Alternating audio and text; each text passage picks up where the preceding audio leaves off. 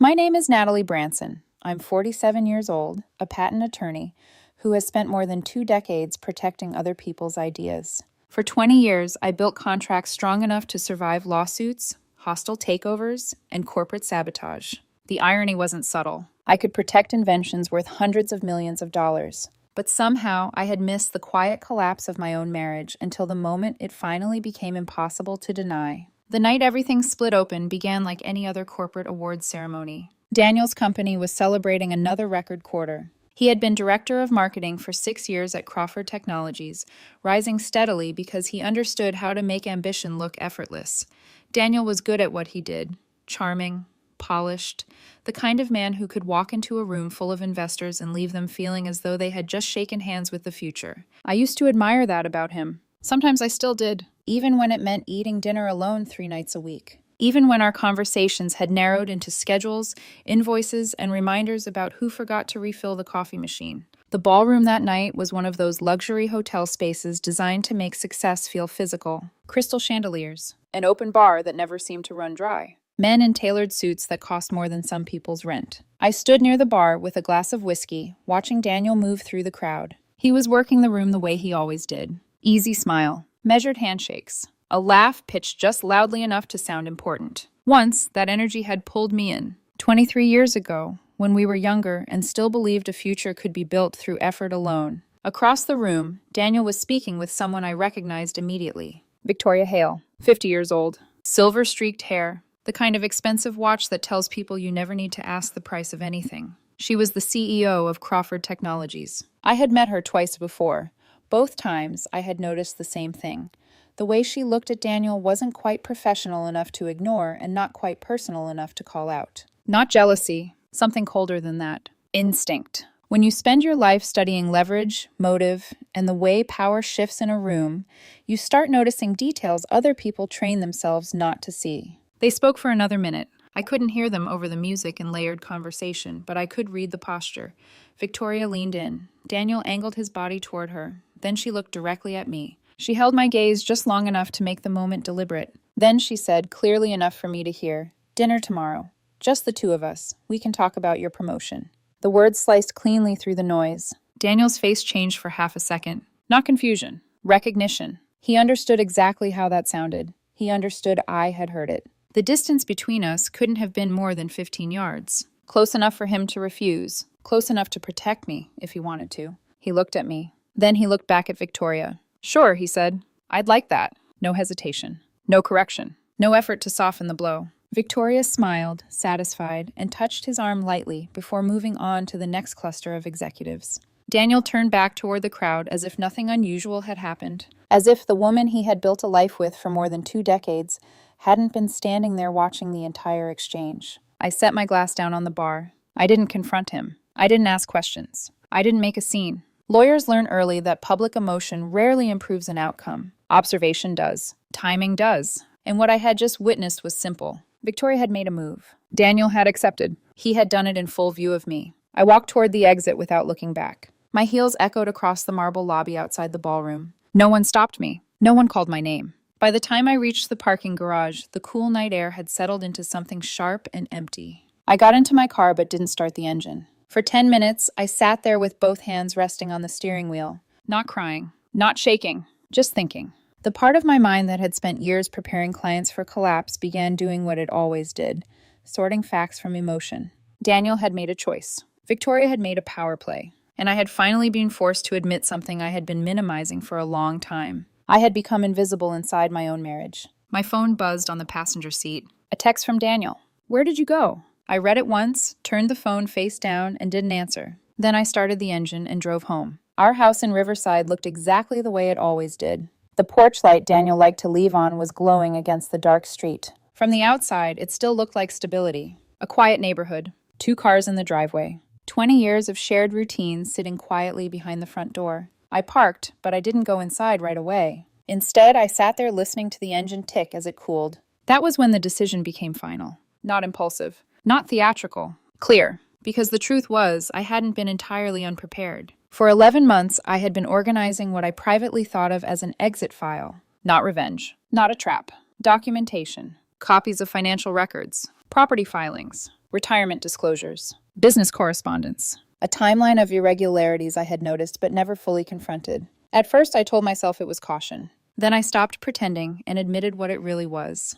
Preparation. Something in the marriage had shifted long before that ballroom. I didn't have proof of an affair. I didn't need it. What I had was a pattern I could no longer rationalize away. Late meetings that never quite matched the calendar. Expenses explained too quickly. Conversations that ended when I entered the room. The kind of erosion that doesn't announce itself until there's almost nothing left standing. I finally went inside just before midnight. The house was silent. Daniel didn't come home until later. I heard the garage door around 1:15 a.m., then his footsteps across the tile. "Natalie," he called. Once. Then again. I stayed in my office with the door closed and the lights off. I didn't answer. A few minutes later, I heard the bedroom door shut. Only then did I open my laptop. At 2:47 a.m., I pulled up the spreadsheet I had been maintaining for nearly a year. Every account categorized. Every jointly held asset listed. Every document scanned and backed up. The house records. Investment summaries. Retirement account allocations. Insurance policies. Not because I had stripped everything away in advance. Because I wanted a clean picture before I made a move. There's a difference. People who don't work in law think preparation looks dramatic.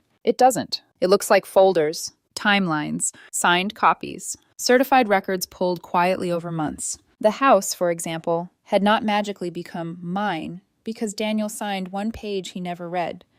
Real life doesn't work that way, and courts are not impressed by cleverness for its own sake. What I had done was narrower, smarter, and far more believable. Months earlier, I had asked Daniel to sign updated estate and property documents after we met with our accountant and planning attorney. Some filings clarified survivorship. Some reorganized title percentages tied to my inherited funds used in the last refinance. And some created a paper trail showing exactly what portion of several assets came from me, not from our joint income. That distinction mattered. So did his habit of signing anything placed in front of him as long as I summarized it in 2 calm sentences. I had also separated my personal consulting income, documented pre-existing family funds, and moved a number of future rights and royalties tied to my legal work into structures Daniel could not casually touch in a divorce. Not hidden, not fraudulent, documented, defensible, and very different from the version of marriage he assumed we still had. At 4:12 a.m., I closed the spreadsheet and leaned back in the chair. Upstairs, Daniel was asleep, or pretending to be. Either way, it didn't matter. What mattered was that, by the time he understood how serious I was, I would already be gone. Not vanished from the earth, just removed from the life in which he had stopped seeing me. I showered quietly at 6, dressed, and packed one duffel bag. 3 days of clothes, my laptop, an external drive containing copies of the records I might need. A folder with contact information for the attorney I had retained 2 months earlier under the pretense of contingency review, which was lawyer language for I may need this sooner than I want to admit. When I walked into the kitchen, the room felt unfamiliar, as though I were already visiting a place I no longer belonged to. I left an envelope on the counter. Inside were copies of the documents he was most likely to ask about first. The recent property filings, account separation notices, a formal letter from my attorney stating that future communication regarding marital assets should go through counsel. No accusations, no speech, no emotional postscript, just paper. Daniel had signed enough over the past year to know he had not been paying attention. That realization could arrive without my help. My phone buzzed again. Another text from him. "Still at the event. Where did you go last night?" I stared at the message for a moment, then powered the phone down. I didn't snap the SIM card in half like a woman in a thriller. I simply removed it, set it aside, and replaced it with the one from the secondary phone I had activated weeks earlier. Practicality is usually less dramatic than people want. It's also more effective. Over the past 2 months, I had prepared the basics. A secondary number, an email address Daniel didn't know, cloud storage with duplicate records, a debit account in my name only, a short-term rental reservation that could be extended if necessary. People imagine disappearing as chaos. It's usually administration. Emma was the only part of the plan that unsettled me. Our daughter was 22 and living in Portland, building a life of her own, far enough away that she hadn't seen the daily wear inside our home. She knew there had been tension. She didn't know how long I had been carrying it alone. The day before the awards ceremony, I had called her. A normal conversation on the surface. "How's work? How's the apartment? Are you sleeping enough?" She told me about a design project she was excited about. I listened. I told her I loved her. What I didn't tell her was that the shape of our family was already beginning to crack. At 6:33 a.m., I stepped outside. The sky was soft with early color, pale orange at the edges. I locked the front door and placed the house keys on the porch table beside the envelope. Not as surrender, as closure. 3 blocks away, parked on a quiet side street, was a second car. A gray Toyota registered to an LLC tied to consulting work I had done years earlier. It wasn't glamorous, but it didn't need to be. It only needed to be forgettable. I put the duffel bag on the passenger seat and got in. For a moment, I sat there looking back down the street. Somewhere behind those houses was the life I had spent more than 20 years building. The dinners, the holidays, the routines, the compromises I had called love, because that was easier than naming what they had become. I expected a dramatic feeling then. Grief, relief, rage. Instead, I felt calm, because the truth was I had been leaving for months. The ballroom had simply made it visible. I started the engine. By 7 o'clock, I was on Interstate 5 heading north. I didn't need a final destination yet. Distance was enough. A reminder on my calendar flashed across the screen as the miles passed. Day 1. 3 days later, I was sitting in a motel outside Portland, watching the consequences begin. I wasn't monitoring Daniel through anything reckless or illegal. I wasn't inside his email. I wasn't watching the house through secret cameras like some paranoid ghost from his past. I was seeing what any careful spouse with records, alerts, and legal counsel could see. Voicemails forwarded by my new attorney. Notifications from joint account activity before temporary access was frozen. Public filings. Messages from people who had started realizing something serious had happened. Daniel had called my office. My parents. Emma. He had reported me missing by the end of the second day. The police told him exactly what I knew they would. Adults are allowed to leave. No crime had occurred. My secondary phone buzzed on the motel nightstand. Samuel Gaines, an old law school friend, and the lawyer now handling the part of this story that belonged in professional hands. She retained counsel, he said as soon as I answered. Who? Patricia Vance, family law, aggressive, expensive, not stupid. So Daniel was escalating. That didn't surprise me. Has she seen the preliminary file? I asked. Yes, Samuel said, and she's already being more careful than he is. I leaned back against the motel headboard and looked at the closed curtains. That tracked. Patricia would understand something Daniel still didn't. This was not a movie twist where one spouse wakes up to discover every asset gone and every law magically bent against them. This was a long paper trail, showing a marriage that had already been financially and structurally separating before either party admitted it out loud. That made things slower, messier, but also harder to dismiss. Samuel continued, she's focusing on the house first, then the retirement allocations, then the reimbursement issue tied to your inherited funds. A reasonable order. The house would matter most emotionally. The money would matter most legally. Let her work, I said. Samuel was quiet for a second, then added, he sounds shocked. I almost smiled. Men like Daniel are rarely shocked by betrayal. They're shocked by consequence. After the call, I opened my laptop and reviewed the timeline again. Hotel receipt. Property copies. Council contact sheet. The chronology of Daniel and Victoria's increasingly blurred professional boundaries. I still didn't have explicit proof of an affair. What I had was enough. Private dinners that were never mentioned at home. Messages time-stamped after midnight on billing summaries Daniel had once left in his car. Repeated calendar changes. A pattern no longer entitled to the benefit of my doubt. Then a message came through from Emma. Dad says you left and took legal control of everything. He says you planned this for months. I don't know what to believe. Please tell me you're okay. For a long moment, I stared at the screen. Emma deserved the truth. Not all at once. But enough. I opened my secure email and wrote carefully. Emma, I'm safe. I'm sorry you're in the middle of this. I did prepare before I left, because I no longer felt secure in the marriage. That is not the same as wanting to destroy your father. When the time is right, I will explain everything clearly. I love you. I read it twice before sending it. Then I closed the laptop. Outside the motel window, Portland was fading toward evening. Cars moved past. A neon vacancy sign flickered near the office. The world had not paused to mark the end of my marriage. That felt oddly appropriate, because the truth was, I wasn't leaving one bad night. I was leaving a life that had been training me to disappear for years. And somewhere ahead of me, beyond the next town and the next set of decisions I hadn't made yet, another version of my life was waiting. Portland felt too close. That realization came 3 days after I arrived. Too many connections. Too many people who might recognize my name if the situation grew loud enough. Disappearing doesn't mean hiding in shadows. It means choosing places where no one has a reason to look. By sunset that evening, I was driving north again.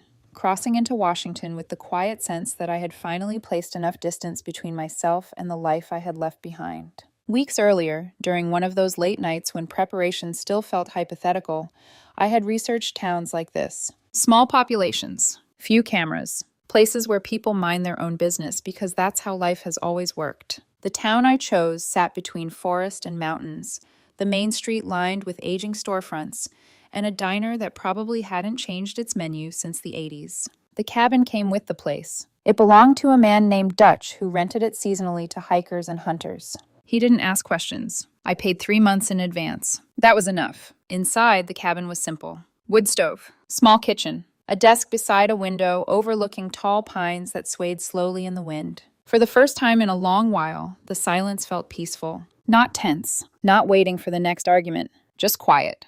The legal process moved slower. That was expected. Divorce, asset review, reimbursement claims. None of it happened overnight, no matter how dramatic people imagined the situation. Samuel called every few days with updates. Patricia's reviewing the property filings, he told me once. And? She's not arguing they're fake, he said. She's arguing about interpretation. That made sense. Some assets were clearly mine. Others were joint. A few would eventually require negotiation or court clarification. Marriage leaves a complicated financial trail, especially after 23 years.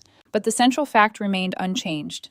Daniel had ignored documents that mattered. And now the details mattered very much. Another week passed before Samuel called again. She asked about the riverside house. I looked out the cabin window at the trees shifting in the wind.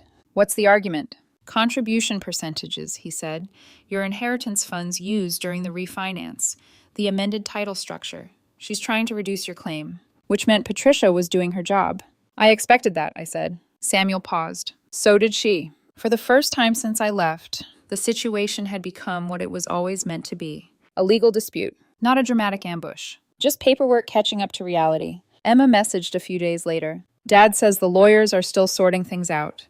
He says he didn't realize how complicated everything had become. That sounded like Daniel. For most of our marriage, he had preferred clean narratives. Work hard. Earn more. Trust the system. But systems are built out of documents. And documents require attention. I typed back carefully. Law is rarely about surprises. It's about records. Her reply came a minute later. He says you were always the one keeping track of things. That was true. In a partnership, someone usually becomes the archivist of the relationship.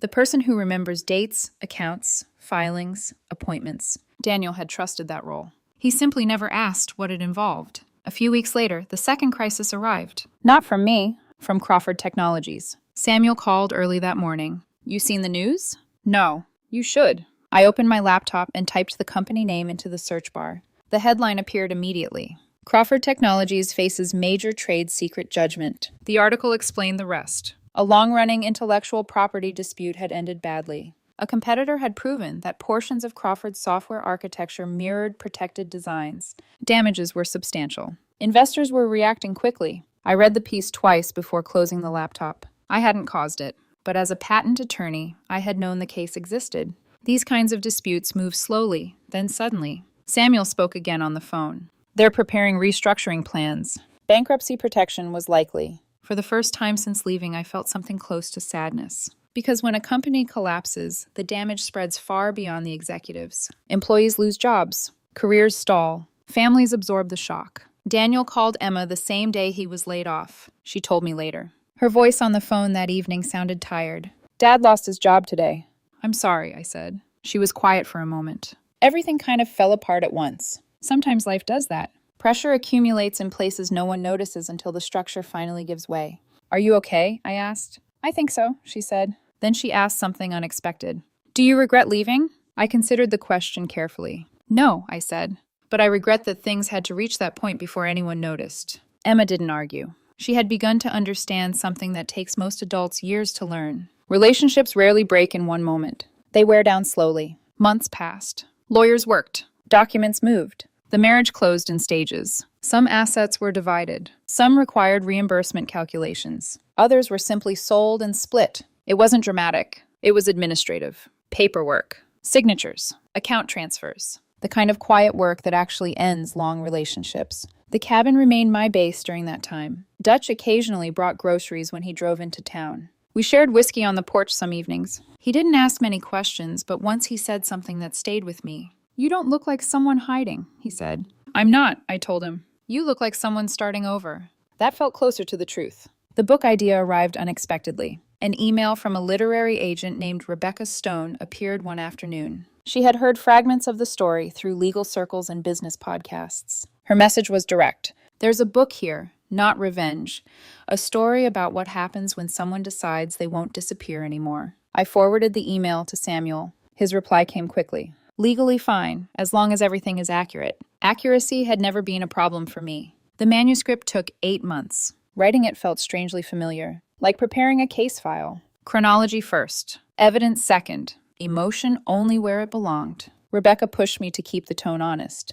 "Don't make yourself a hero," she said once. "I'm not," I replied. The title stayed simple. The Exit Strategy. When the book released, the reaction was immediate. Some readers saw it as a story about boundaries. Others saw manipulation. Public opinion rarely agrees on anything involving power. Emma read the manuscript before publication. She called me 2 days later. "You didn't make yourself look perfect," she said.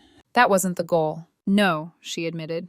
"It wasn't." But something in her voice had changed. Understanding. Not complete agreement. Just recognition. Daniel emailed me a few weeks after the book launched. 3 sentences. "You were right about more than I wanted to admit. I'm sorry it took losing so much to see it. I hope you're doing well." I read the message quietly, then replied with one line. "Take care of yourself." Life reshapes people when the structures they rely on disappear. Daniel eventually found another job. Not at the same level, not the same salary. But according to Emma, he seemed different. Quieter, more careful with the people around him. 2 years and 3 months after I walked out of that ballroom, Daniel and I met again. Portland, a bench overlooking the Willamette River. He looked older, not dramatically, just more aware. We sat for a while without speaking. Finally, he said, "I read the book." "I expected you would." Another silence. Then he said something simple. "I didn't realize how invisible you felt." I nodded. That was the problem. He stared at the river for a long moment. "What do you want from me now?"